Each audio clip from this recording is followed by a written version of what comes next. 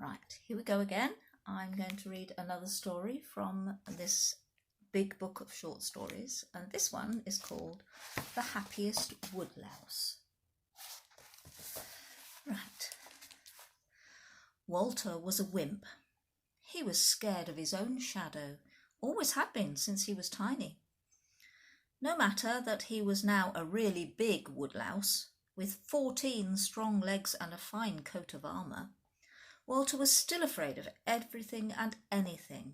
Spiders, black beetles, centipedes, earwigs, whatever kind of creature he met frightened the life out of him, so that he rolled himself into a ball and wouldn't unroll himself again for ages. Even with other woodlice he was just the same. Every time he met one, he rolled up and stayed rolled up until the patter of 14 feet had died away in the distance. You can easily understand why Walter had no friends. I would like to make a friend, he said to himself. I would like to be able to have a good chat with someone, crack a joke or two perhaps.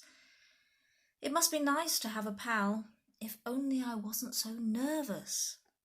At that moment he heard someone approaching the large flat stone under which he was sheltering, and hastily he curled himself up into a ball. The footsteps came nearer, and suddenly, to his horror, Walter felt himself being nudged. It was a sort of hefty nudge.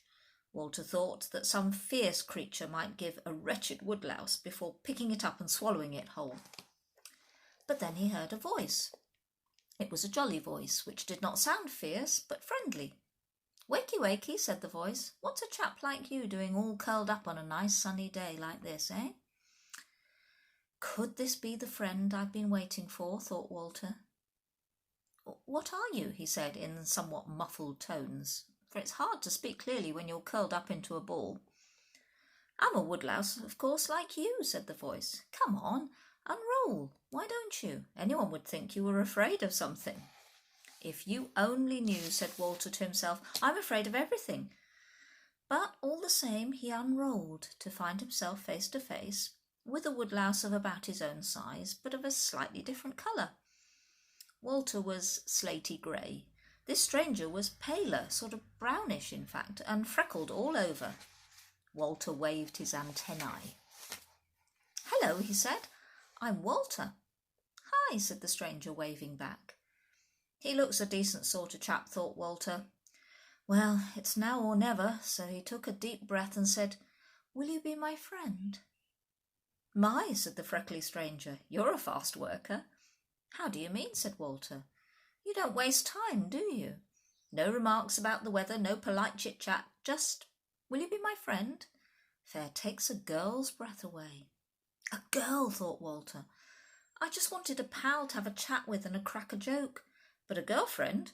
Oh no, I'm frightened of girls. He was just about to curl up again when the stranger said, "Okay."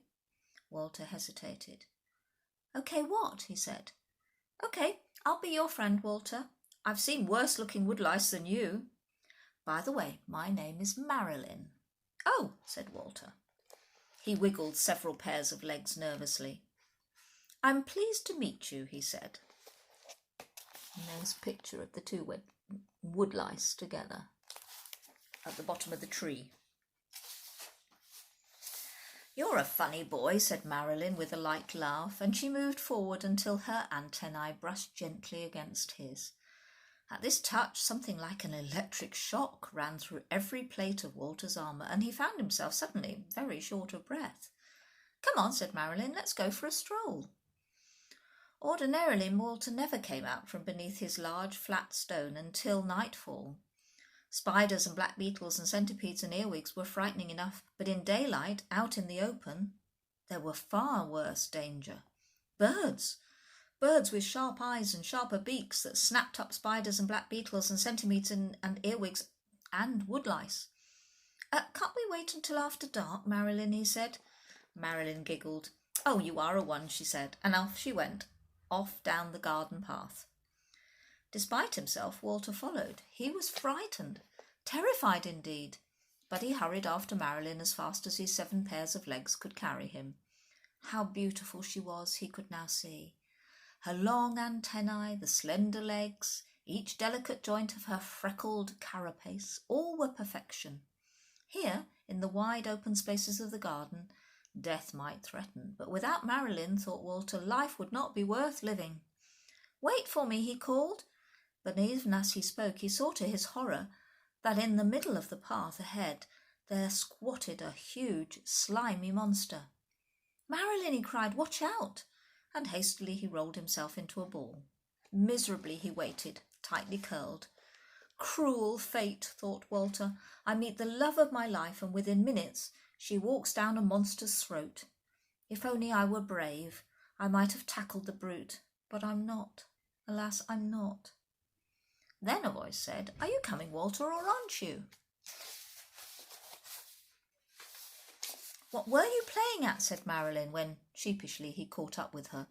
Of the monster there was no sign, but a trail of slime across the flagstones. Walter gulped. "I thought I saw a monster," he said. "Monster?" said Marilyn. "That was only an old slug.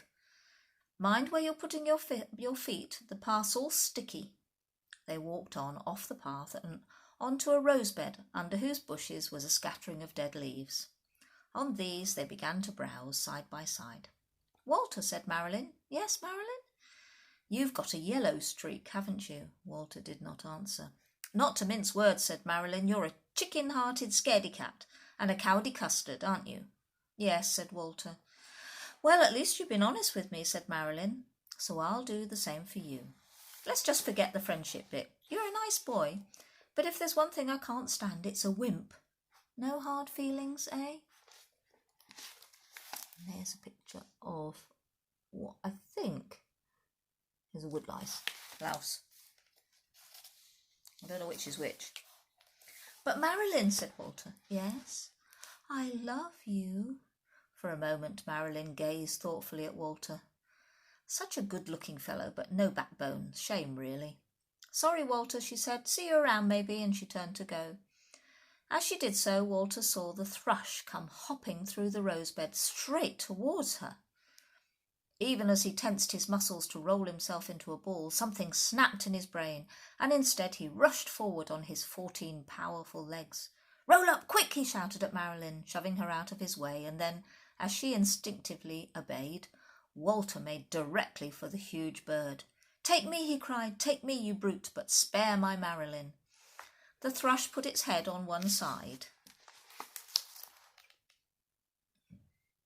Here's the picture of a thrush. Going to eat the woodlouse.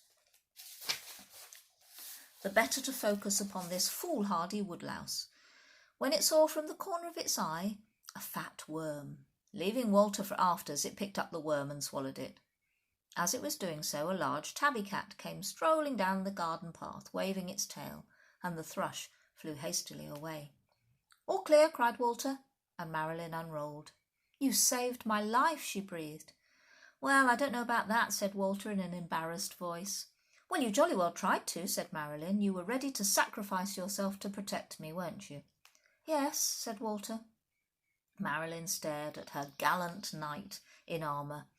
"To think," she said to herself, "that I called him a cowdy custard." Her heart swelled within her chest, and she went weak at the knees, all 14 of them.